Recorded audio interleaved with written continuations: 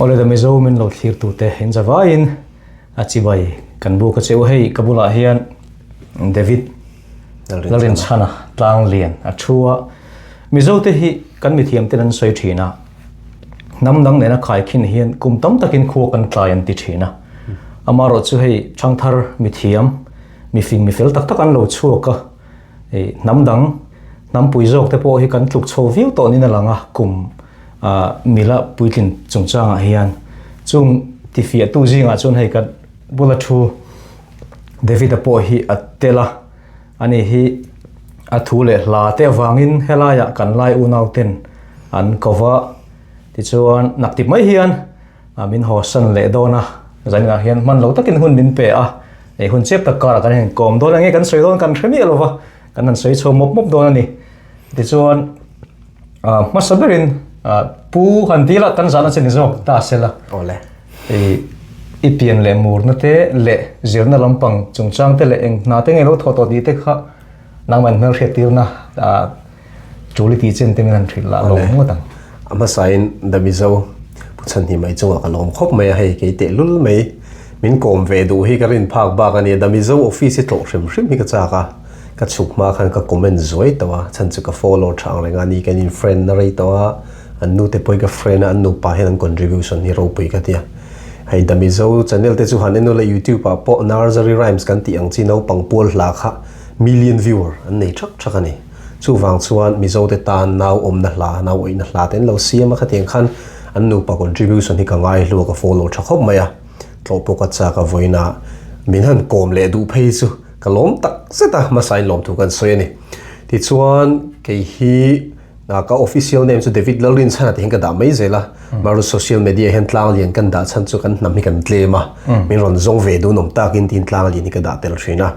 ti chuan ka pian le mur na hi new ngar chip khuwa piang dei kania na thial district kania ti chuan na aizo la hian hei akumakum tel fe chu kanum ve ta zirna wangin kanu le patin an po kanum ho theilova ting khani na aizo la ge chu ka kein beng bel hini deu chot to Christmas te chuan kan lazin chho ve ti vel chho hini to mai ro chu kan khuwa kan ti thei chu new ngar chip hilani ve renga luang mol aizo la ka khosani ti chuan hei pathian zara college ate po St. Xavier's college ate po lo thok ve to government Johnson college ate lo thok ve to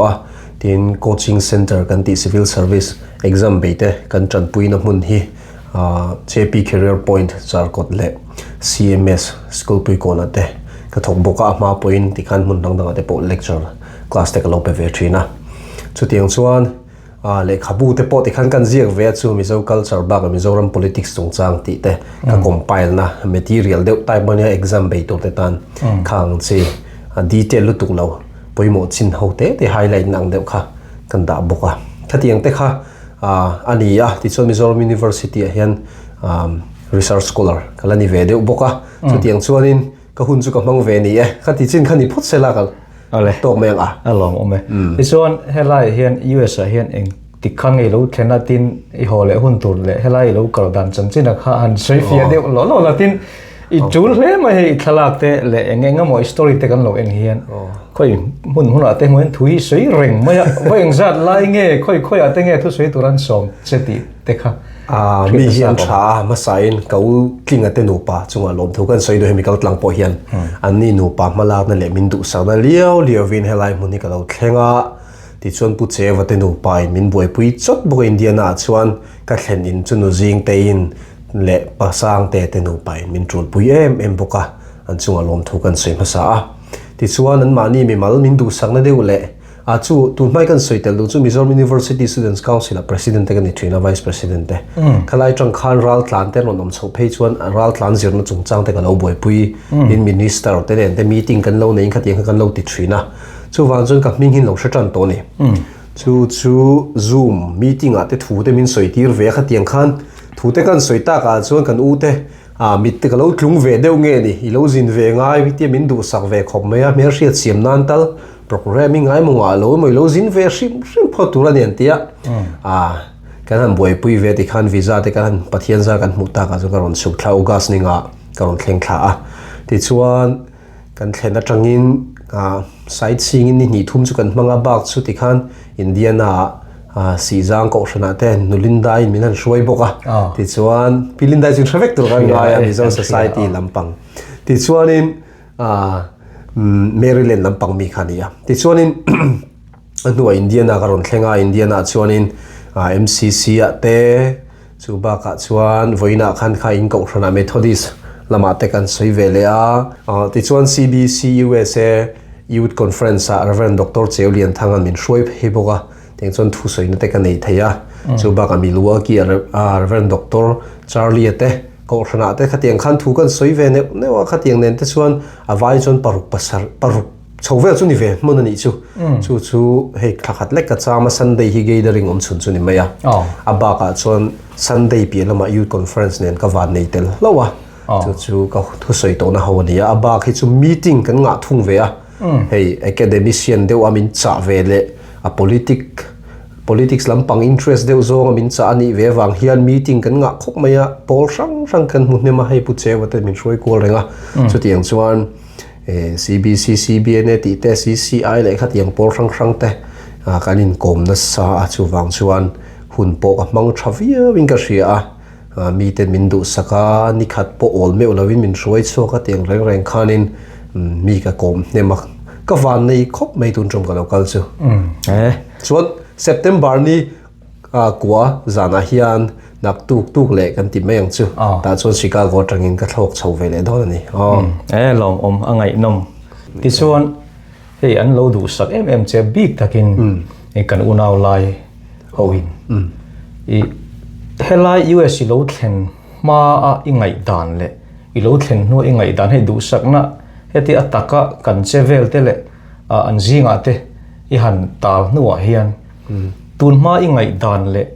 helai I lo thlen no ingai dan he dang lamem emo tun ma heti ngai dan hi lo nei hrim to zawk nge ni ti lai te kan thesak te wa ka nei sa hrim ma chan chu ka follow thang renga Mizo helai chu chho te le NGO te po an thu soi te ka entry na politician te an duat ti ka hriani khwal thlen te mi don sana chuan ka thlenin papa sang te soi thinang in America mi khwal ni nuam per atia adik dewin ka ringa ni mi khwal na thua chuan Mizo te pon kan tluk lo cheu America chuan mi hin lo la dong song tha maya man lai khwal thlen tak me win engkim min thleng tok maya kan tui in tu thleng me hian kan leive man lo tluk ani chuti khop chon min du sak ma hei chu ka hriat sa deu chu ani ka bei sei ni lovin an ti nge thin nin an soi thin hi chu ka hreve ni akal to te tangin amai ro chu karil ruwa ero chuanin hmuna kal lo dang lamta hi chu aum ve lo thei lova thil chu kan ral thlir ang hi chu lo ni vek lo tin mi hi heti an va hriat fia to nuwa enge ni kan judge dan te pui adik big lo ani entinan aizol tlanga tanga ngai dang kan lo siam rongot te chu a bolt lutuk a huai lutuk deu thina tin a room deu bok thina amai ro chu hmuna vakal thlap thin ten lo nem deu te hi then khat chuan thilen lei chawan ril run thla kan yang ti mai te ani the gift an petrowa an ril ru an thla an thluak an suk sak to ni ti zonga judge hi ol deu mai nia ma se ke chu mi lar kan ni mi alawa gift te po hi mi te hian thil min tree ta khating te ni lo chon zai thiam te anga vadong ve chi kha kan ni lem lovani amai ro chu vakal ta ro zinga chuanin ka hlok pui ber hialin ka ringa ka ril ruwa po khan hetiang zong hena lo ni mo ti chu tam tak kanaya chu in leimo mo khatianga vain manipulate lam khani lem lovani research thawni kan vakala kan zuk mu chuan ta han lo thengai mi lo chuan aizol tang chuan ta han tlangwal chu hmun yam mai thei ma se ta han thleng to thlap le ta han Mizo te nan lo don son dan hretan chuan ta han Mizo te tluka Mizo chiang hin om lo ti ero hre ho mai thei ni chu tiang bokin USA lakal ve lo tan chuan helai Mizo te zukal an ron nem ho deu te hi an lei cheu ni lo mo ti mai khol deu mai nia aizol tlang rang chu ka soi du chu mi hi heti kan thlir thi lo ni lo ti te po hi a fial le zul ve deu chon ka ria kan hnam kanin u naw na te kanin du sak na te alo chiang khop mai ti kha kan soi tel du ni ti chuan helai lo thlen nuwa Mizo te na kan zir ve ata na tha helai kan nun le kan chevel le ke mani tlang ni zofa Mizo aṭang ni kherlo point thil danga chang hrim point Mizoram a khonata na khilama han zirveta na han zirtira ta na han soichuata nei odeu pani khat a enge a omem chung ti chu chuk thenga masab pera chuan in fai ani hot meina berlo pe chung changa te in chung khur von chung changa te aizo la chuan in sum nei zat nei an tam ve mei thaya nang ni ai hausa ponom chu mei thaya ma se nang ni ang hen an che thiang hlim lo hian ka hri thina ni abikin mi hausa in lian pui changa berlo pe hil tam me kor lam han the thlak mai kong pui lama pe mei te kan langa deu hen ka hria heng chung changa hi chuan America che nge chu in lo fel fai khop maya adot le chong ka soita kan khan mi khol thlen chung changa hian kan lo tluk lo hle cheuti ka chuaka a lai u nau te niamo a zo tung po ni sela a mi zo he in ti he lai mi te po ni sela tu po mai hi kan tluk lo vek cheu min lo duat be ma mi chunga thatin chua pathian thu boking ka hriani chuwang chuan heng te po hi Mizoram mizo te po hian kan zir le angaya midang mangai theina te midang du sak theina te midang musit mai lova mangai takalo tum lom te hi kan zir thar ve le ngai ka hria aizola India rama ram tha kan noma mun nom taka happy state kan nia India rama po chu tiang state limbera chon kan noma kan nu na nuam lu tuka midang te hi kan ngei lo deu thinem o ti tur khopian kan om to a mai ro chu helai tang hian zir tur tam takom chu in mangai thar le na te ani ya chu bi pela ma chun dan in zom tha khate ni eng dan po sarkar in zam sela kha ni china te po pu nge ni pu chewaren kan thil lei tum pakhat kha doran lo khar to mo doran lo khar to chuan minute ngai kan tlai dewa min hon sakram ru ti thei to lo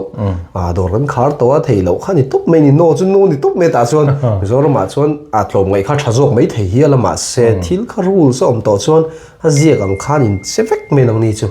chulai te po chu kan tluk lo na cheu ning ka hriat dan chu in zom thatlang puya adot le a chuan in tei ma bok ani ta thok lo wa thalai mei hi in lo top maya Mizoram ma chuan ta thok tur hi atam lo po ni bik chung lo kan tho phak to khi chu lo ve kama se ta thok lo wa thalai le rui thei thila buai kan na tam ewa wangin helai ko nga point kan tluk lo hle chewa kum som thum tlina chuan America chuan nu pui nei hun lutuk to in thlir ni Mizoram ma chuan kum som thum tling to tling hi chu kan la no pang chiat tani chu Mizoram tlangwala chuan 35 vel tala lo chuan nu pui nei hi thei lo tu kan ngai de ni a chan chu kan puitling har ni heta chuan in puitling ma ma na in thok ma chung ko in chom thei ma rin tlak le ei belin ni ma chu wang chuan na atam chu thu ran ni ro se khita po kan tho phak tok chu om tho tum na ani khang chi te kha azir tu na tam lu tu ka soi seng lo ne ki na min zo thu deu boka azia te poila zia gila tam tak poina tu ro min karing alom ome min chan china po khan hil tam tak pai ho hi hon don ti kha a chiang reng maya a tu na yon soi zo ke pon thu ma karon soi mi zo te hi nam dang ne na khai khin hian kum tam takin kho kan lo thlai ani nam dang hi kum song pore tan thin chon puitling tak hi ta CEO te po kum no pang te an ni chowa chu ti lai chon tu na yon soi ang deu khan kum som thuma po no pang chi anga om kan lo om thina hemi bi ka hen lu chilila enge kan in zirtir na hen fu lo ni ang kan che vel nge nia kan chung koin en kol dana hian nge ni anga khotlang le a nam hrim mena kan in kum tling kan te dana hi fu tok lo nge ni ang le enge I thlir na khalai ka hriat cha om le mai lai hi pastor te hen soi nem view mea I lo mu ve training ka ringa viral eng mo ne henga chuanin kan credit han pek tha ka de kal thian pa MK hianin PUC magazine kan 2018 to 19 alo ziak dei tawa tha ka ti deu chu mei chiaten nan nei reng in chung khura mi pai na kan nei lo til mai ni tun ma chon mi pa khan rim takin nan thoka lo lama mei chi din chung khur sek rek zong an khoya ma se lo lam na lo tlem ta lo ta lo wa khopuya phei chon mei che na kiem ve lo wa in kan nei zau tul mei che na pung tul aṭang kang tul hol fai tu tam tul mi pa kha game sa khel tatlep to mai ni lo lam kalangai lo thing tu putangai to lova khatiang khanin mi pa hi che chol kan ni tak lo chho awang hian kan nek ta deu riu hina langa pakhat na chuan adot lea chuan thalai pola kan age over age kan ti hi kan kum over chin kan ti hi kan ennon deuh chungai mo ka ti youth kan ni rei deuh hlekin ka ria kum somli thleng 3k pk 3p kanin mang thaya kum somli kha thalai member ni kanin ngai tlat chuan nu pui nei te puitlin ni lo har khop mai chu wang chuan 3k pk 3p kan over age te hi kan ennon vele deuh chungai lo mo tina ka neya youth hi kan ni rei lu tuka tuna po Mizoram chuan youth kan soi hian kan minister MLA te po ming malin soil politician ni bok youth a chu te mar te kan langai tlat TBC ven chu youth ni riu in kan langai tlat 45 chove kan ni to 50 don ni to 40 pel to kha youth represent tu kan la dani chu kan upa ni kan youth represent tu te hi namdanga chon youth an ti hian youth katania chu te po chu kan ennon vele ngai chu min ti puitling har tu ning ka ria thalai te hi Swami Vivekananda saying that the youth are not useless, they are useless. The youth are not careless, they are cared for less. At yang deu kan thei na te kan trang kai te kan mong tok lo deu em ti na chen society pon min accept har lu tu ka amma apoi mo ber chu ko tran le politics ani thil dang a jong kan in accept fek BDO wa MCS kum som ni pakhat ni le kan jiak tlinga ron oma SDC te kan pum mai IAS no pangte injek kling thei kha kan officer lo ne kan za mai thiam na wanga lu chu ni na me ma se akuma wa in tu bangan jat to ngai lo ma se ko thana jo kum no pang chu kan jat chun lu tu a no pang lu tu so thi la soi ve a no pangte te ti hi soi ve kan ti dei ai he ta officer tur pon kan accept pa min dominate ve ka kan tan rawon rela development jong jong kan khoya kan za tho ma se ko thana khan no pang kan accept thei le mi lo chu tiang point politics a ngai tola ke mang role te hi politics alu ti le in candidate la no pangte te so politics so i min ti to kan nom le chuk mai mo ngai tola tu na hianin MIZO-in po MLA no pangte kan entinan pu jen je te po 32 vel ning ka ria ada ta ka en bai data kan en khan 32 vel na tam tak chu no pan khan soi me ni maro chu milar lo ni tlat mai ani kha chu van nei zo ka milar ni velem lo politics a 30 mo 32 bor te du han soi vela han trong tampo te han ni ve ngot do ni la America ram in pom ang in pom don mi lo chu wang khan pom don mi lo chu wang chuan kan in accept tak ri lo he na ria ta kum no pang kan la discriminate de tling ka ria politics le ko na hena big takin sarkar na chuna thei lawa an no thin miu chung kan za le thau bok sia hengte po hi kan en no na ngai vi in ka ria chu chu min ti puitling mo ni in ka ria kan cover mo phurna kan da nga mangai responsibility mo phurna in hring chu min ti puitling mai ani lo zon kum ronga thi son min ti puitling tak tak lawa kan ko wa hen chung ko te ko ran te khotlang te hen bo phurna ada tam tu langai ani lo chuan kan nu le pa te ho hian thalai te kuta thil te hin da hre deuh ve boka woi me hroi tu te kan ni rei pe deuh ma thin thingtlanga po kal la kum upa deuh te tar don to woi me hroi tu ni tum Young Mizo Association ania thalai rolina kan hruai mai te po hi en liam theilo deuh ka dom thin ni mo phurna pe ka ngai na chen khati chu midang te hi experience manga anin zir na hun hi siam sak ven ngai ania mi hi rin ngam ven ngai chung te po chu kan tla sam de wing ka ria chung te zong awang chuan kan du thu sam hian mizo thalai te hi ma kan sawn chak lo de wing ka ria ka soi kim lo mai thei ka lai kha a kim tho khate no thil tu te pon an hlom pui karing he thu hi chei thamania nakina te po kan la soi zelanga ti chuan politics in lut lok teng hey Mizoram politics su kan thria atu te point barma rama chiang kan nemo US sa kan nemo Mizoram hi kan tana poimo ema tlangmi zofa atu te tan po hian kan thlir ber hi alani renga ta chuan kan thria masagara pu cho chunga nia pu then phunga te an lo nia ti chuan pulal kan hola ni lea chuan pulal de ngani lenga pu zoram thanga tuna pulal tu omani maya hriat view lo tum point kan review wa hriat view tum point hriat view har sa chu tiang chu ne hi tuna heti chin hi kan kal to amaro chu kan thlen chin chu hi ni hei hi tu te mo chu an tlang awa campaign la kan siam thang chu ti khati kan an ti thina takin sarkar na han changa ma se an che hlei theilo wani an ma ne hi mi fil tak tak an ni thowa theito pon chu ka ringa Enga hinge dik lovang enga hinge siam that ngai ke mani hinge kan system hinge enge ne mi puite hinge niang nge ne thil dang dai niang I thlir na changin eng hinge siam thaila Mizoram politics chadeu lek tun aya ram thazok himin roi theng thei tur nie rin soi thiam har khop me puchan him galai kha chu mai ro chu point haute a chuanin they only think about the next election not the next generation ti hi ni deuni next election thlir chunga malak hi chu a boi thlak deuni next generation ni loin chu wang chuan kan ram politician te tlak hre le vekan nia na dang tho le hre vekan ni helai American politician chu billionaire business person eng pon politician ni tolo ma se an business ak ti tur nei reng boi reng ten tamzo kan nia kan politician tamzo khe chu politics atanga an hlo cham chon ti tur dang nei vak lo hi tamzo kan ni he kan problem deuh mai nia chu wang chon in ham tan shram khan chakte chu thupon duang mai ro chu mizo nam tan an ai chon an mani mi mal tana an be na hi alien zo ve vek maya ti chon next election thlir na na chuan engen ti thin party member an hlau nge nge block shoi tun hlau nge nge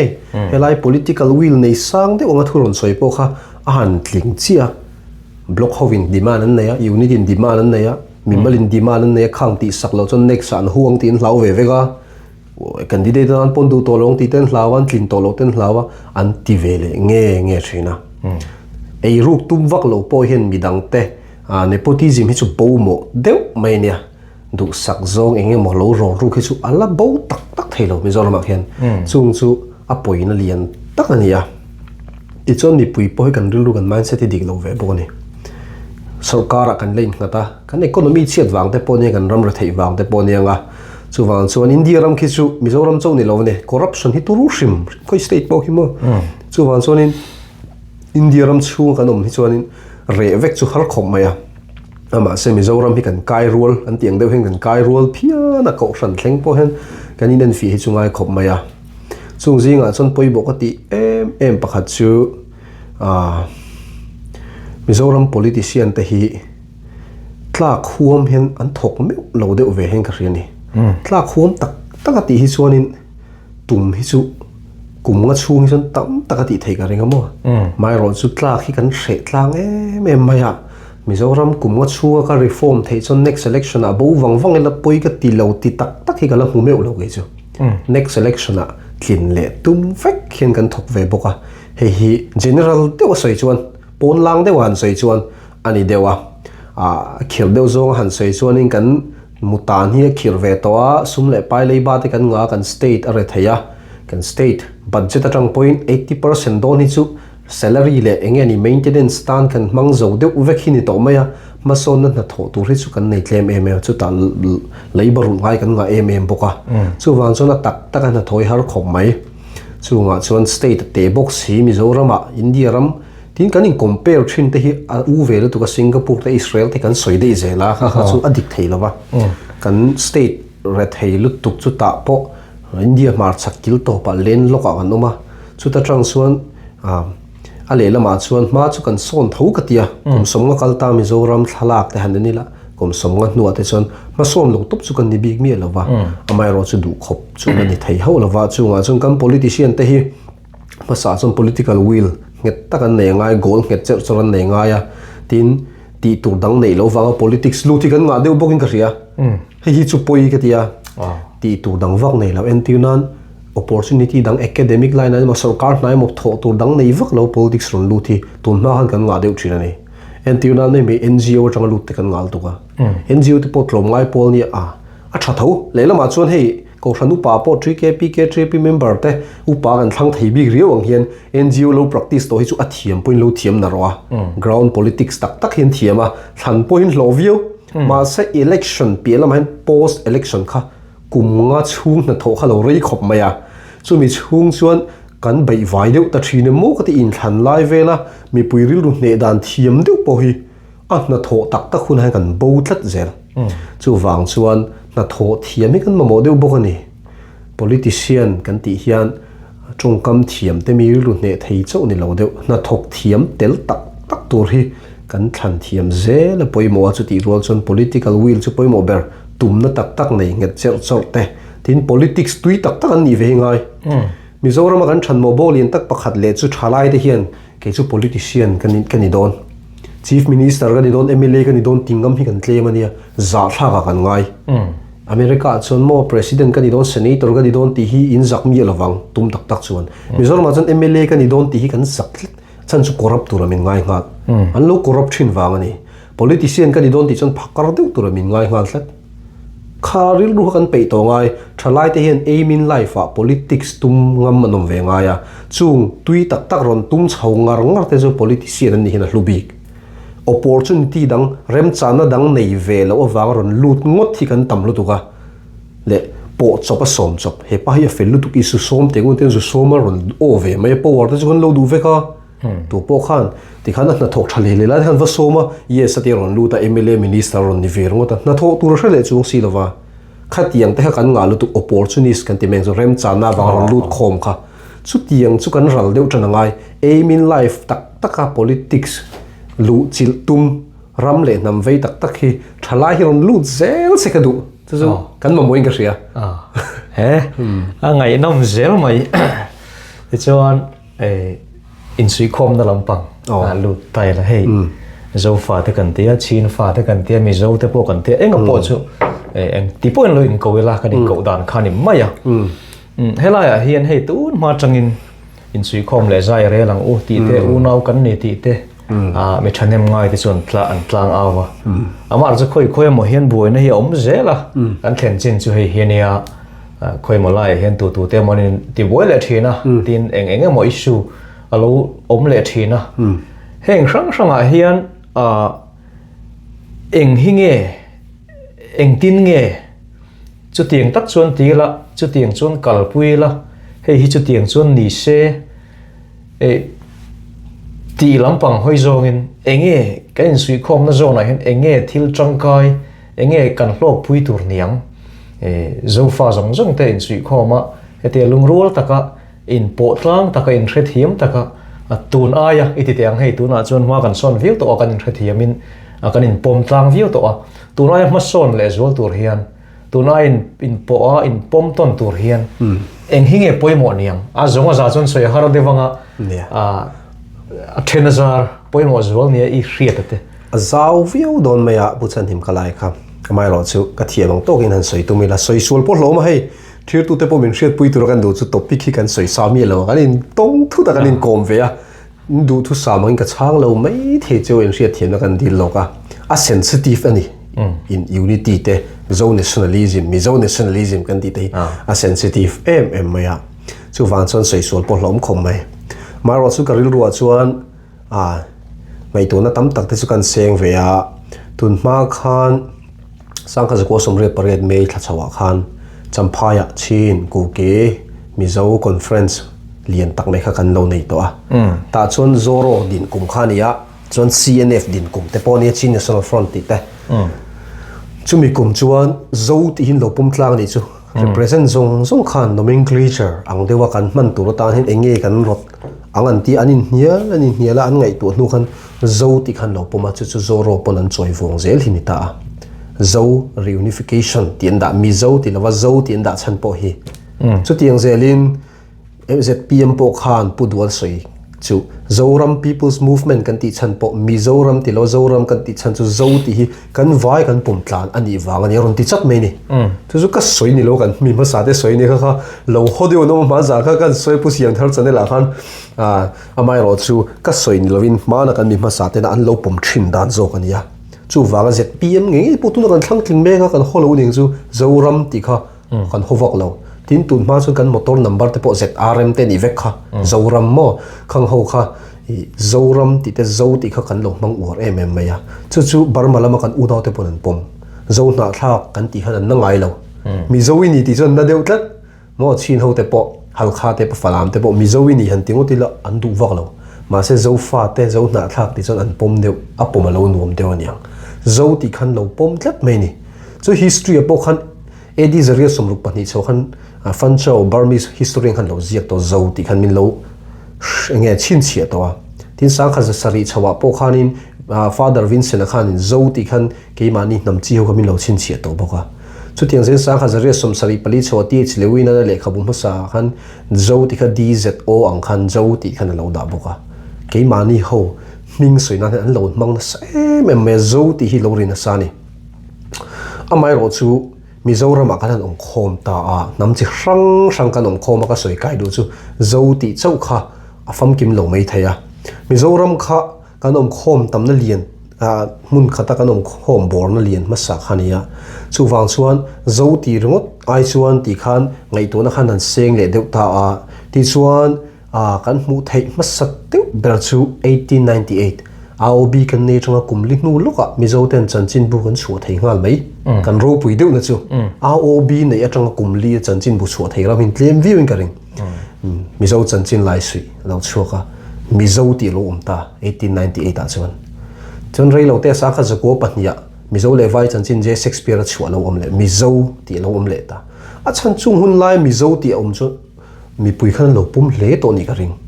chanchin bu ming me o Mizo-te man ngam chuan mi pui tam ta khan anril ruwa an lo pum to niang ma se chu ti rual chuan census sang kha zakwa nge ni pakhat chhote mi kha khang te chuanin nge ni Mizo-te in pom kha chu kan la om meu lova amai ro chu Mizo TC lo khan chanchin buate kan chua kan ming te kan put thei ta ka chuan keimani min khai khom tu tan chung kan lo pum view chu ani erin oma anu loka Lusai Students Association 1924 a loadinga 1935 Young Lusai Association kan ti te kha loading ta mai ro chu khang te pu kha political party masabel Mizo Union kha 1946 a sangas ko som li paru ka loadinga Mizo Union atira Lusai Commoners Union antia chu po Mizo-te nan lo thlang le ta 46 chho kan Mizo chho tak tak hun ania ti chon 46 a vek chuan MZP tin Lusai Students kha Mizo Zirlai Pol ti nan lo om le boka 48 na sang zo som li pariata Young Mizo Association tin OIL le po kha OIL meeting kan lo thlang le ta ni Lusai atangin chu Mizo kha lo kai chho zel khoi emot nam bil ni mi lo Mizo kha kan vai min huam zo tur ral te po mar po mara po lai po Mizoram khosa te Mizoram po na zofa te zong huab zo tur khan Mizo kha alo in develop chho ta tlat mai ni lo ṭhangthlian zela kan pom zela tu emot nam bilina katan ti theini mi lo ni Mizo hi piang no pangania Mizo-te takhi chu wang chuan khoi emot nam bil tai mo an ni an ti hi ka hlau em maya Mizo hi ti khan alo ṭhang zela ti chon sa kha zakwa som nga le ania Lusai Hills District chu Mizo-te thak tu nen rela 1954 a Mizo District tin lo thak le ta ni chu Mizo kan ni chiang ta viau ta kha chuan ti chon UT lo nia 1972 a Mizoram kan ni chiang ta tu la State 1986 a Peace Accord ma 87 a te khan State puitling hlan kai kan ne Mizoram chu kan lo ni fel ta ni chu Mizo-te trong kam lo than chho dan hi nia kan hriat renga poimo ka dia khoi mo nam bil ta ni lo kan vai ka min huap zo tu ni wangin heta hi chuan lung oi theila ti chu ka du thu samania a mai ro chu hun kan mamo in nga ve kan ngai in bar lui harani o chin state ta in oma mo ta hana tin lo om ta entionan chin state ta an book na hula chuan Mizo promote ti har vel tu kania ti Mizoram a chuan chin emo ku ki ron promote ti har vel tu bokania kan om na hmuna zir hian kan chang na vek ku ki rama Manipura vakalla ku ki te chu a up palu tuk to ku ki tram te chu mo ma se kan thre tur chu chin ti te po Burmese ambassador masabel soyang deu kan chin ti te po kol tong de nia lai tong lo ni mi lo me ya kol hovin an ko dan hal kha ti te po khoming ni me falam te po khoming ni me ya khoi mo nam ming lo ni ozong lo me ya tin ku ki te po British hovina enge ni min lo ko dan me lo nia Lusai ti ro chu Lusai hnam an lam sul khani meya Lusai an ti meya Mizo ro chu keima ni ngei na kan nomenclature atana kan no develop chawani wang hianin a hlubik chu ka ti dewa kan vai huap tura kan cherania amai ro chu Mizo na hi enge ni Hindu hovina impose in barlian tu manga ti ngo chin lova kan ti hel vek thei ve bokoni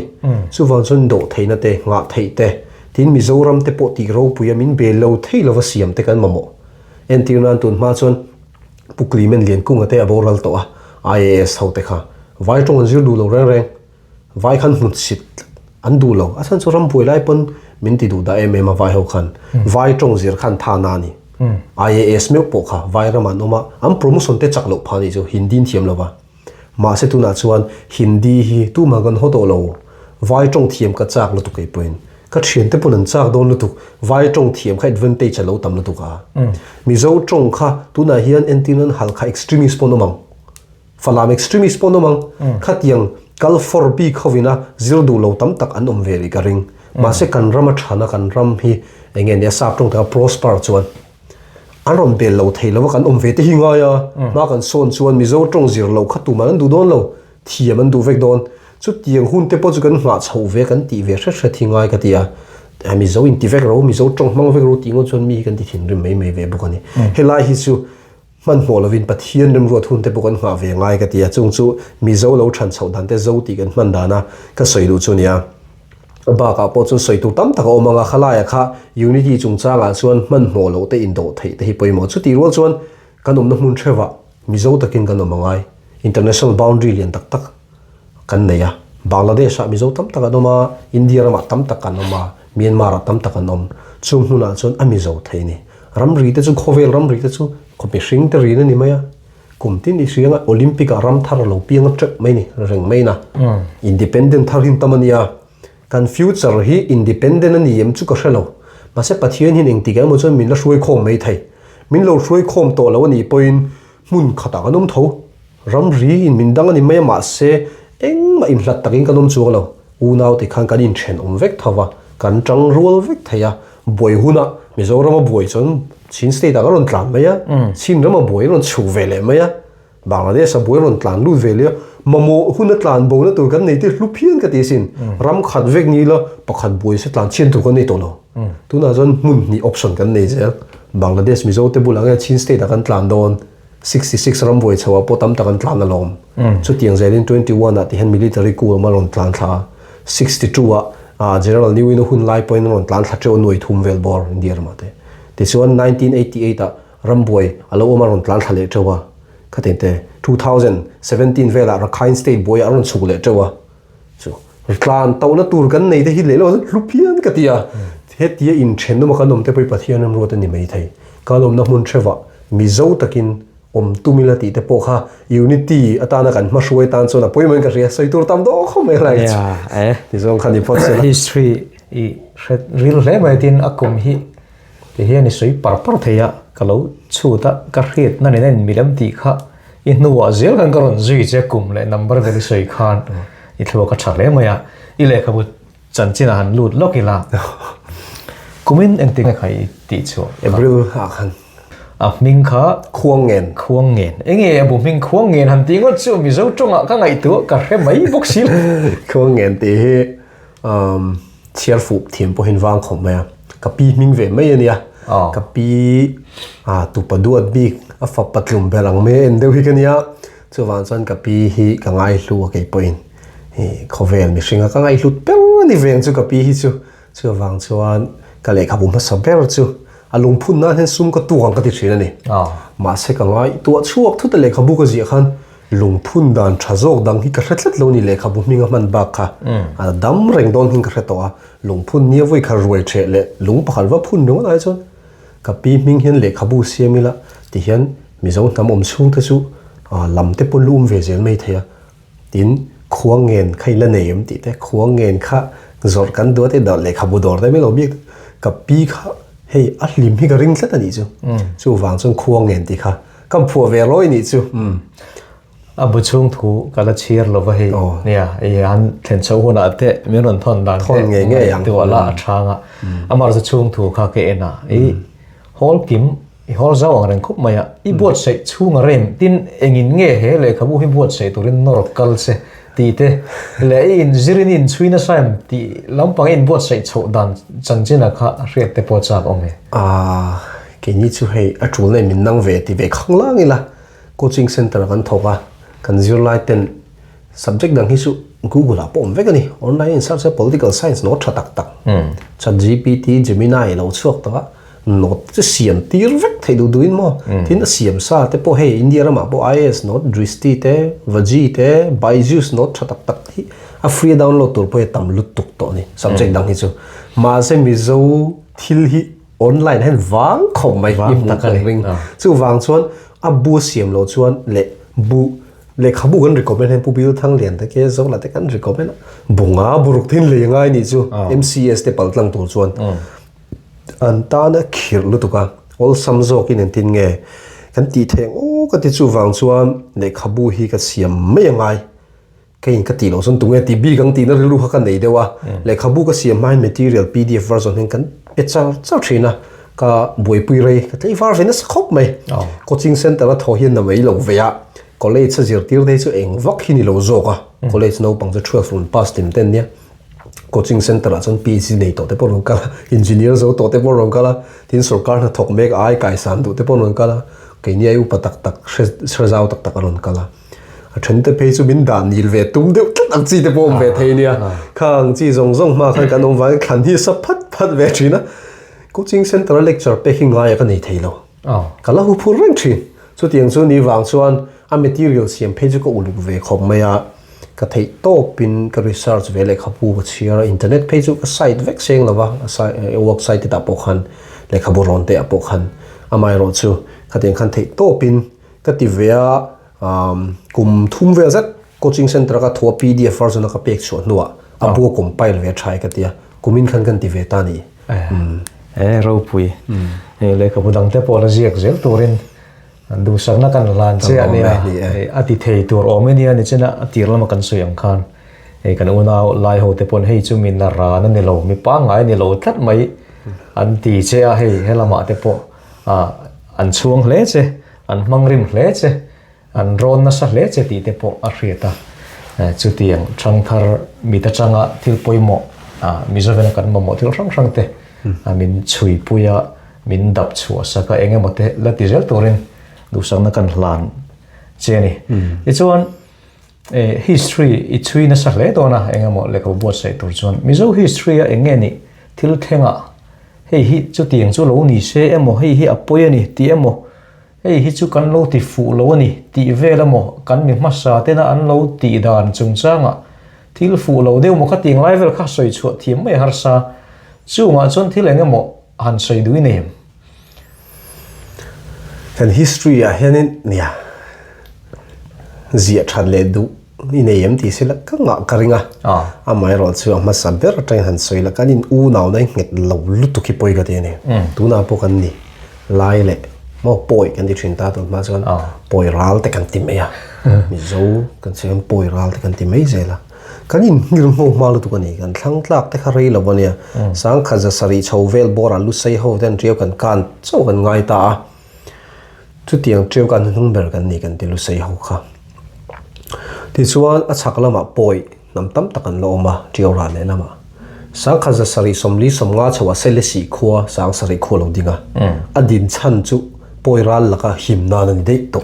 chu kai ni ro ma si chu om shan ka kan do lo ra reng 40 sang khaza sari somli somnga chawa sele si khuwa kan din kha poi ral in min run thut lo nan te min be ngam thut lo nan i om kho mangun tia chon lal tam tak in fin khom khani chu kani u naw ni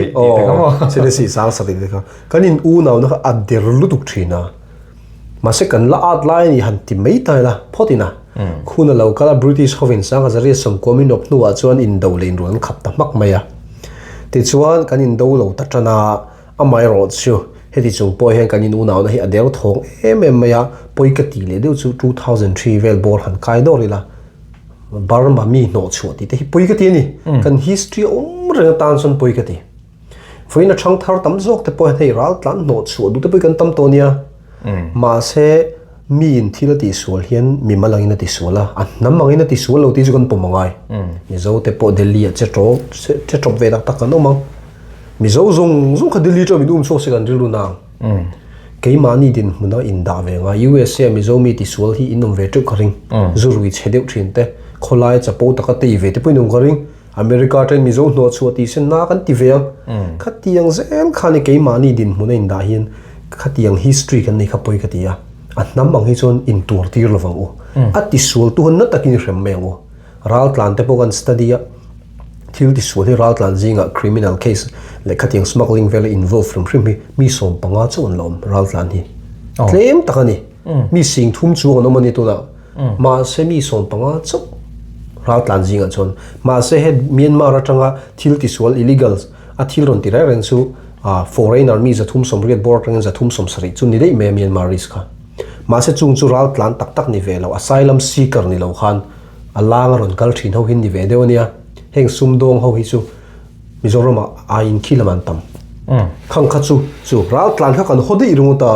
ral tlan ni lo kha ti sol tu khan ni thina mai ro chu an mani point an nam pui ral tlan tam tak te khongai na tang point thil sual hin lo ti lo te ngai ve ani lo chuan an tur ve thin boxia a vo tu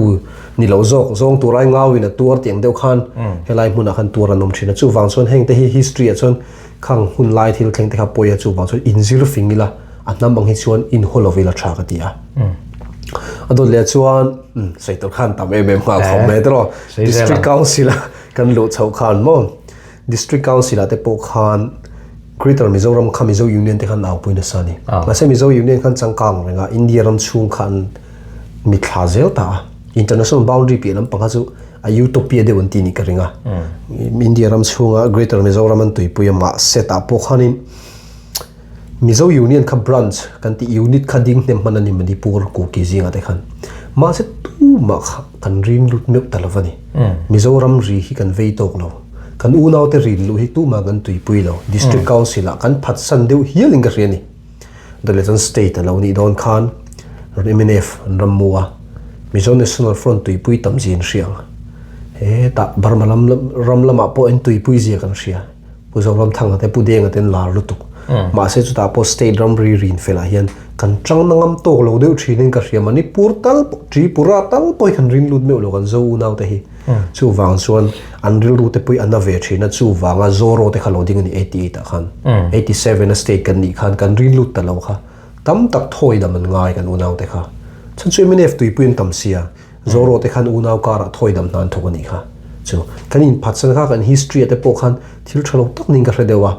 a hun lai kan mamo kan ti boi te hi kan nom deuh hnui kan thingil deuh ve thi dem o ti te poi ka ngai tu thina chung te po chu ani soi tur tam tak oma me ka duai ka tong tui deuh thina me lo break deuh me ro kan sei je lang tiran kan zo nai tong he dar kar khat don lai kan in kom ten ka hetlat maya Mizo tong in sei dei tiang hei helaya chuan kan thei to pa Mizo tong von nun ti te hum hal ti te ti changtlun ti te tin ṭhangthar te zirtir konga te thei top lo chaw ve thin kan nia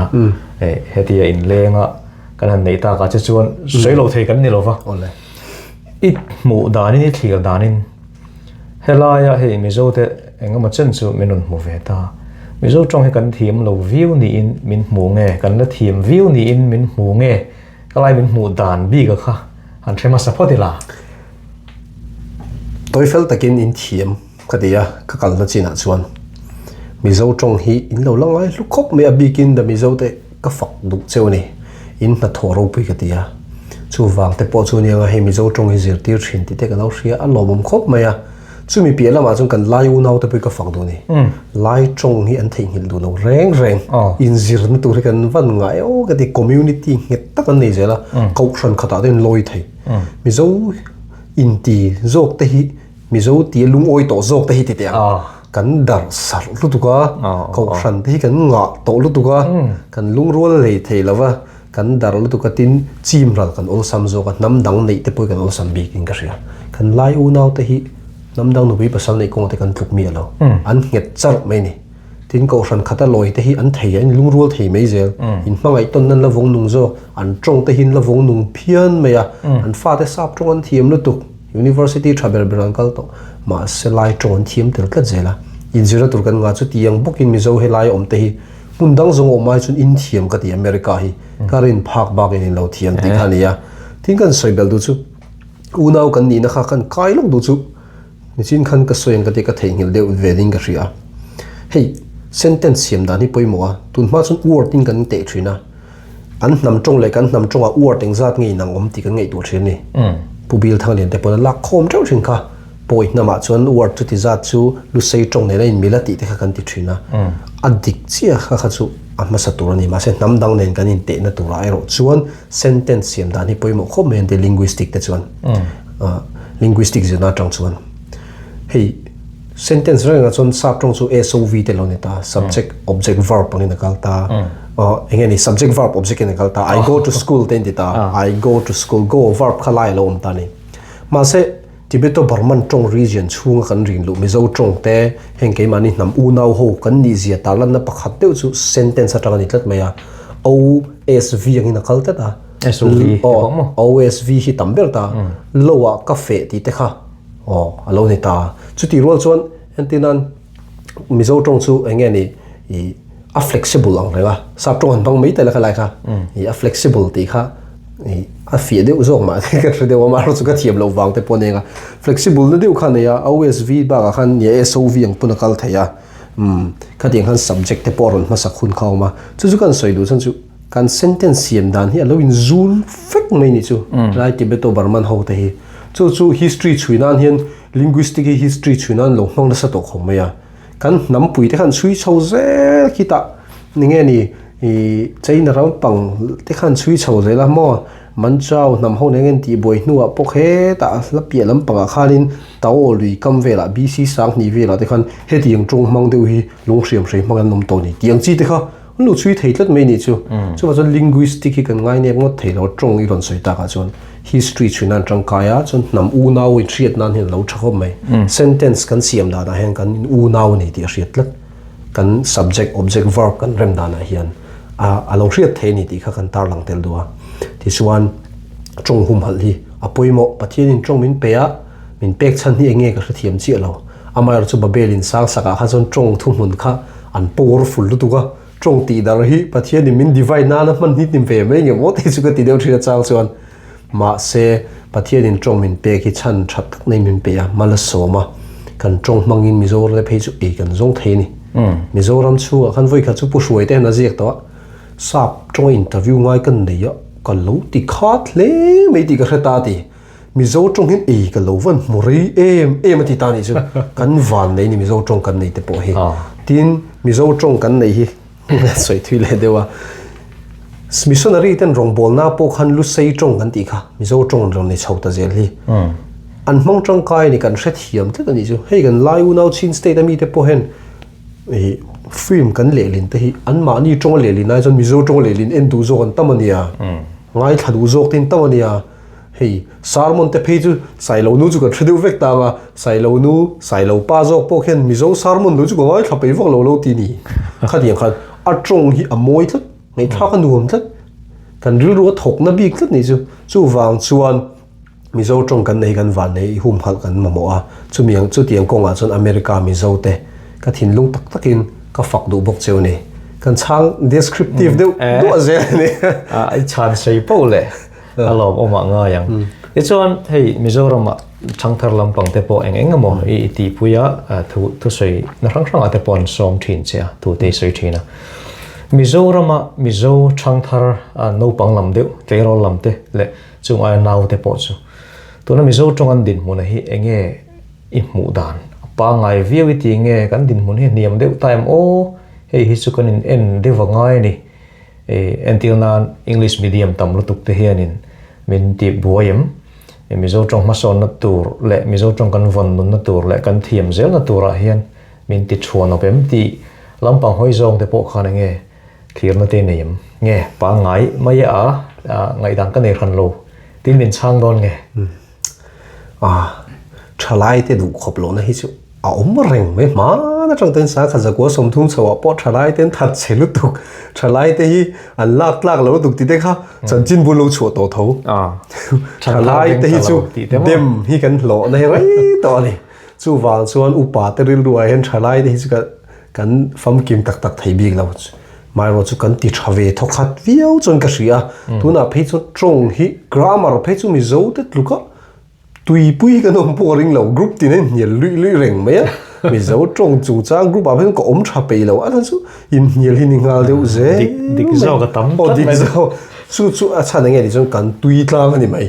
a soi pe en tam ani mai ngai ven pe en tam ani mai grammar thiam kha alar theitlat mi zo ro ma chon celebrity status an eng chu milar kha ani theitlat ani chu grammar thiam kha a chan nge trong kha kan tui pui tlat chu wang chuan English te pawh ni tho grammar thiam te hi kan ngai hlut ni chu chu wang chuan niang sap tong thu soi te kan hre tlat ani kan incorrect kan in social zung mai ni chu wang chuan tong hi chu kan tui pui phiana amai ro chu ni ya tong dik zawk le tha zawk in zir ti hi chu ti mak mo ni kan ti nge ngai bikin kan media mi te kan zir ti thata ngai news reader journalist kan ti te tin YouTuber kan ti te heng ho hian tong an man thiam hi poi mo khop mai a movie recap ti te poi lar to khop mai kha ang chi te kha du tu tong ve ro thi kan tam ve to a heng hian tong dik zawk tha zawk hi an zon a poi mo mi pui ma content enge mo kan nei do ni chuan tong hi kan uluk ngai khop mai a chu ti ro le ro chon tong hi thang dang lam ve zel a thang ti hi pom ngai tin kan sa huai thing von tat khadik lo ni ma kan pom dan kha kan sa huai thing von tlet chon hei tuna Mizoram calendar te hi nem ka hrelawa tun ma chuan wok niak zone thla kan tim mai a wok nia zone lo ti to a tuna chuan mo wok nia zone kha adik ve tho solam soidan le helam soidan te pom tu dangai adik mar lam rungutin an soidan an pom jo adik thelo chim lam soidan te kan pom ve ngai chim lam rungutin an soidan an pom jo adik thei bok lo entidan august te ponia thi trin thla ti no manga thla do ti no manga mo thla jing ti no manga mo thla ser ti de bok an soi chu soidan ji rang rang om khoi khoi mo regional variation kan tiang chu khobilina an soidan ho hi kani ngai hlut sak thia mangai chu chuan tonga ti ho sa thin boka hetiang konga te hen in pom ton nei kan mamo lutuk zoka tong hi aṭang theinan te thumal kan nga theinan te hian kanin hriat thiam to nangai chu ti rol chun kan mizo thalai te hi an ti thave viau sap tong thiami kan mamo ve boka vai tong kan thiam hlei thei si lova sap tong te loin kan survive fek thei big lova ni india ram chu a hian kan minister te politician te po hi vai tong thiam an mamo vak lo sap tong an thiam chun nghe ni an ti turan zu ti fel thei mai chu wang chu sap tong kan lam che thei mi lo khovel lam chung chuan amai ro chu mizo tong hi chu tu na hi chuan a mang kan tama ma kan sawn puya a thi mai ka ring lo ke chuan ti kha kan soi dun chu an ti chelu tu big lo ani ka ti ka thalai pui te hi alom kha kha re da sa ko ma ti ni chan na an ti chelo wi ti de po til lom omani mizo tong hi tong chang tong mizo tong hi tong chang dum ta chang chak ta ka ni ke ma ni to ka chuan tin thu le hla te po hian hei kan tiat pui nam dang te na khai khin hian sang tak kan nia reng mai til lom om pathian in malmin so mania mizo tong than zel nan mizo tong hmasawn zel nan enge poimo ni hriat pani khat kan soi ta khan in pom ton chungai ni lai tong tam tak hi kan seng lu ngai mizo nam hi mi zong zong huap kan ti rolin chonga hian nam zong zong kan huap chi ti hi poimo kan in seng lu ton lo chun ting kan than theyang mar tam tak ron lu ta ral te tam tak chu ron lu chuk to lai te por ron lu chuk poi la poi le lai de su mun ani da mizo hla do hla thu enge ni kan bo hla zong zong te po enge ni poi chong te fek ni tak tak chuan khang kha kan seng lu zelangai kan seng lu khan mizo ni te po an ni pon ron cha khang an word man thin an thumal man thin an ron hmuh khan min ron ti u nau tam mai chu wang chuan seng lu te man sak te hi zak lovila musit le diriam zonga la lovin kan u nau lai te mara te tong te po arem chang hi chu i seng lu tangu chu tong ti ho sanga ni in pom to nangu ti kham pa sabera ni ya adot le chuan in mizo tong than len na sela tan hi chuan in kan man tam tho thowangai khoi muna po mila khoi muna omila eng chung ko din muna po dingila mizo kan ni wangin mizo tong hi chu kan man ve ngai kan fa te kan hlan chhon ngai chu kan duty kan ti tur ve ni ka ngai a mizo tong mizo hnama kan lo pianga sap hnama hin kan piang thut thei to chu lova korean kan piang thut thei to chu lova chu wang chuan mizo tong hi kan tu le fa te kan tu ve zel hi kan ti mak mo ni khoi muna po mizo te america om te uk om te ponin lo thlir mai thei chunga chuan kan fa te tal tong thiam tir ve kan nam tong thiam tir kan batania mizo tong hi a mang tu an tam chung chuan a bo don lova a mang du lo chun a bo ni mai a chu wang chon tong thi mei tur zingah tel ti in soi thei vak vak tu lo a mang tu kha siam ve zel mei tur chu tiang konga chon kan than ngai dol le chon media poimo top kho ka media mi te hian tho hlok lu tu film le lin te hi hlu nia film le lin hi bar marama la ji hrav ka ngang phei chuan min hriat sak zawk ka ringa chunga chuan kan bible film ania mo korean film ania mo mizo tong kan le lin hian tong than lin na tan lo tho hlok hle ni ti ka ria chu tiang bokit le khabu ziang mi te Mizoram hian le khabu za thum bor ve le kumti na chuak thin kan tia chu wang chuan enge ni a print hian kan lo tang khop maya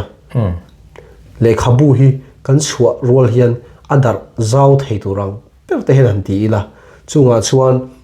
enge ni kan hnam hmasawn na tan te azia te pu kan pe em a tha tin social media kan ti a sang sang aten mizo tong ma thu soile thu zia te hi war zelangu ti te po kha keima po hi a ti tlem deu hi kan ni deu thina chang chuanin a chan chu namdang thian te kan nga ve nu hian caption a sap tonga han zia tul deu tlat te puyom ve chu tiang ni lawa chan mizo tong hi mang ta bangu ti te kha kan soile du boka zia tam tin a tong kam man tam te tin media te nan puan zar tam te chu ba ka chuan in pom ton te in seng lu ton te kha mizo tong thanle na ta kan ti mak mo tak nin ka hriat tun den huna chuan kat theih ngel trepa thule la te chong te kan sei rolin le khabu hi chiar na sain karinga le khabu chiar lok na enge changkai na hei ṭhangthar zingah le khabu chiar tameu lo kan om tanuala tin chul ti lem lo te po kan tam to ni chan chu google ka search le ma yang ti te ai ka ron ma yang ti te heng hi kan ril ruwa om fur to chu tiang khovela kan chen mek lai chuan he tiang kan ni lai hian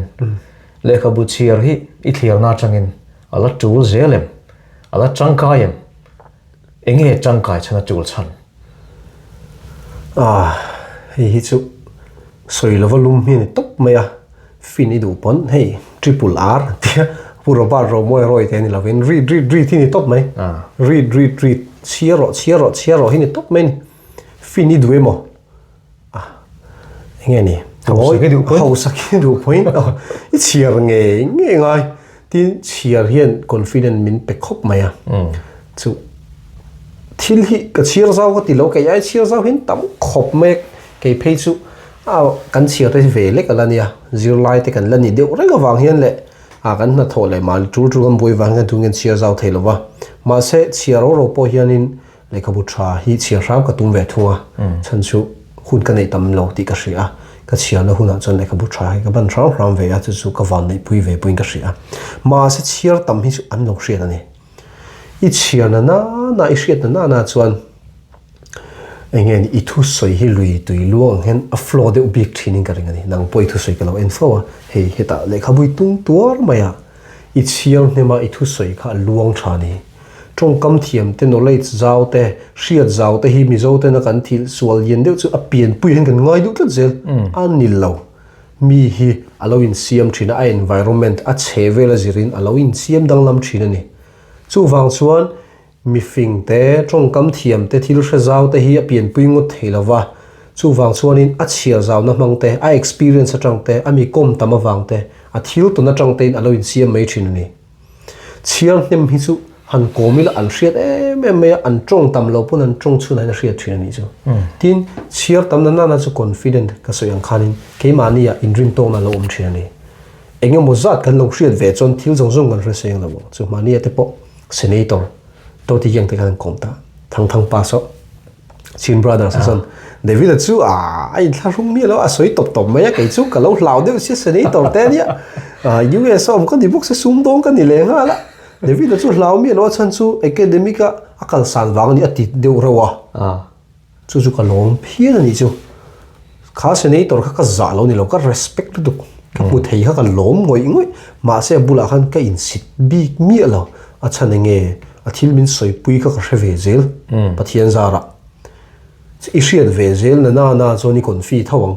I hriat lo thilan soi tam view chon I zoom zut mayang khoi abo khan hre ve zel ni chak choi chiar ve ngai ke kha hre ber ka ni ho lo ka soi dum chu ke ma pok khan hmasawn na ka hmuh ka ti na chaw ni chu ke in soi themu wang ni lovin ka chiar ve ram na ten mi bula min ti tlang thla thin ning ka ria mi bula ka in sit lo phar thin thian ka kompan upat deu no pang deu thalai ke ma rul pui ka kompan an bula zalen ta ka om ve thei thin na chani ka lo chiar ve zo thin wang hin ning ka ria ni chu a ba khi chuan tur vak ka nei chu lo ke ina hian hei le khabu hi ka nei ber hin ve ke po kanu lo jin khan heng le khabu zo za hin tingi le ate I pocket money min pe khan ka le thina ka ten nei zo kho me le khabu hi le nan poisa koi ngai lo ni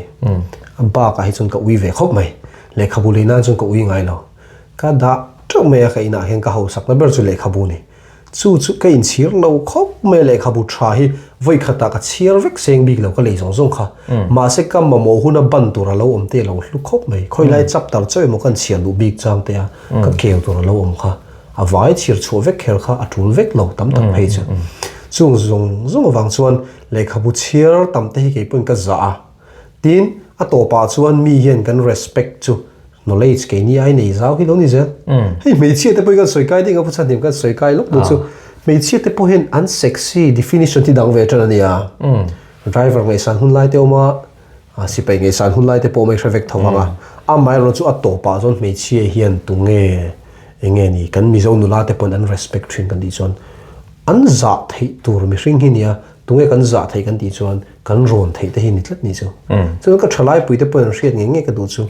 sexy te po hi chiar nem hai na lo om ni chu apps ro khalo ni wak lo chiar nem hi chu a thluaka engemo a om hian a lo za oma paron a lo nia a sexy maya mo chu tiang chuan kan lo en sanga chung mi te chu an ma niang ni ve kan chak thin ani chu he ka mer hriat mingmal pon soi kher lovila an ma ni wanga le khabu chiar nem ni ka chak hi tang takanom thin chu wang chuan ke chuan kadam chu ki chuan chiar ve bo zel kem te talhin chu katum chiar nem hi an zawm ti kha kan soi du wa am te ga soi du ni chu lai ka a ngaih nom tin a ngaih thak nom bawka a lok po a lok thak ke a top nan ole mizo khovel pu mizo te tan an hnena thutsa du emo engama soi du hrim hrim emo inei chuan an soi la ti chuan top te khar toi la hi kanin kom rei ta vi reu mai ani e zain chu ani nom lo khop maya thu pui hriat lok sa lem lo poi kan ti tui ngal thei viu maya e ti kar khan dang vela cham do ni la chu episode vel siam la nuam viu ne amai ro chu zaina po hei zaina hei mian koma ka lo khop maya mizo nam hi kan van nei teu na chu pathian in min mangaya Christian kan ni deuh vek mai ni khoi muna po mila Bangladesh kan no mai mo Myanmar kan no mai mo India ma kan no mai mo Christian kan ni hi kan van nei big na ne ya mizo culture mizo enge tradition kan ti poi Christianity ne hen a in ching chi vet vek to ni tak tak a chon alak ran tak tak thailo Christian mizo customary law kan ti poi Christian customary law ni na chen hioma mizo culture kan ti poi Christian culture kan ti na chen oma mizo in nei da ngan ti poi Christian in nei da na in chenom to ni chu wal chuan lak ran thei tak tak lo ania kanom na mun thwa hian kan ruthi faith rinna hen om to ni chu kan thria dangai ani lova kan ruthi thil danga mo zon le wak ngai lo Christian kan ni na kan rin na hi kan root kan zung ania chu kan in share ton mizo nam tin na kan in kan chan theu ni wangin Christian kan ni na hi nget takin vu ni la khoi muna po Christian thatak kan ni ka du chu number 1 ani adot le chon mizo chu nam mangai thin kan ni nationalist te kan nia china mi te pon nationalist tu Bangladesh mi te pon nationalist tu ang Mizoram om te po kan nationalist tu chu wang chuan sang khat zakua pathum zakua pali chhawa te po khan mizo nam tan khan mizo nam hla te lo piang chuak chho to khateng khanin engeni zo sap thar khan nam dang khan min phu sak ma sapota mo annuwa chon thanga ten lo chuka mizo fa te ufin zo ngula ti te mizo kan ni lo milangin ti te ron piang chuak zela ti khana nu ro ku te non chuak zela nam mangai na hi tu po hen lo nei na sa ni tin chu tiang zelin kan si pei tang ma sa te poin Christian tlang awa te mizo le vai chan jin bu te khan mizo nam ta thatu ron lo ziak cham chi ya eng na po thok se eng thil po ti se naman lo vei thin ani chu zero sa gan ni ngai lo eng na po thok se naman vei thin America om te hi professor no manga theology ni no manga Amazon warehouse thok po no manga in na tho ai nang lo vek thei zir tir tu pe no ma chu mi te chon inom na feel ta thau khan nam mangai ula ka du ve a chu tiang zelin chin state mi te po Manipur mi te po Bangladesh mi te po kanom na mun thewa mizo nam mangai tu mizo nam ma khongai tu nationalist mizo nam ta na mathlir nei thin mizo nam mi puite hmasawn na vei thin ni hi i ban san la wangu ti kha kanga ngai poimo pani na nia a to pela chuan khovel mun sang sanga zofa te kan oma tuna hen nomenclature nge tak na hi kan har sat khop meya amai ro chu kan du thu sama chuan zawte te MIZO-te hi chon run lut sel thei se chu kan du thu sama ni dar lam pangpan ai chuan kan lom khom hian kan chak ti hriat tur ania kan nom khom lova kan dar zela tribal ril ro hnam bil te kan kal ran zel chuan engtika ma kan hnami kan din chuari nom lo chu wang chuan in sui khom kan mamoa thin lunga nget tak kan in sui khom pi lama hian kan hnam chung chang te kan chung chang te po hianin in pom ton zelila tin hnam dang nia in ngai na hi nei lovila mizo tong mi na lo zir du ni point enge ni he ta hal khalam tanga mizo tong on thiam te kha ngai ne pa nein mo tong thiam tam te kha ngai lut tur ni mizo tanga lai tong thiam te kha mu sa khi de tur ni ngai lo he tu na te po lai tong in thu kha ka soi khela ni youth conference ate khan toi te kha soi ve khela ni a chan chu kan in zir ton hi a za thlak lovani mizo tong te kha lo zir ve se ka du ni ke point chu tiang bokin lai tong kha kein ka zir ve khan ka zak reng lawa in mu ne phala tur po ni reng lawa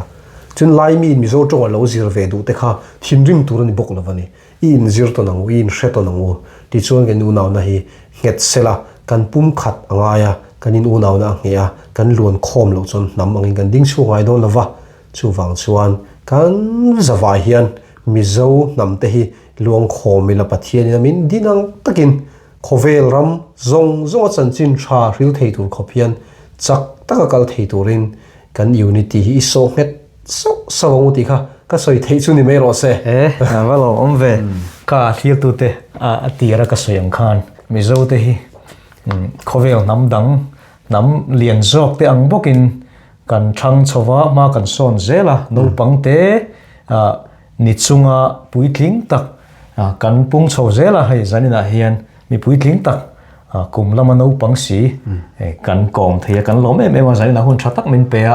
a lom tak se da mizo ngin lom mizo vul zel ro se ka lom